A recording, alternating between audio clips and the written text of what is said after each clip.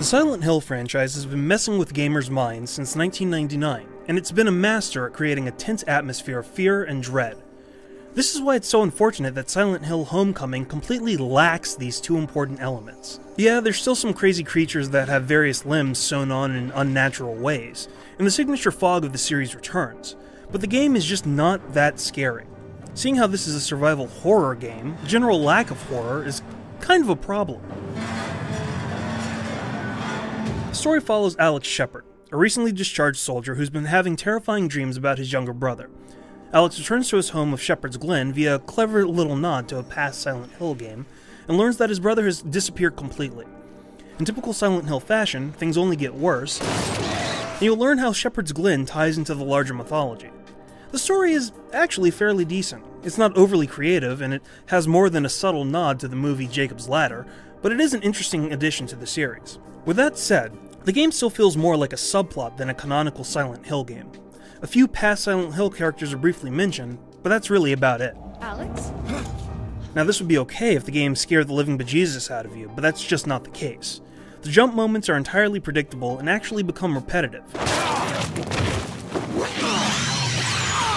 There'll be long stretches of absolutely nothing happening, and all of a sudden, a monster will just pop out in a pretty humdrum way. Even worse, it's evident that the designers tried to increase the scares by making it harder to see where you're going with an ineffective flashlight that barely illuminates anything. Unfortunately, that's just a poor design decision, and it makes the action in the game feel like one of those shoddy haunted houses at county fairs during Halloween. Actually, a bored teenager dressing like the Wolfman might be more terrifying than this game.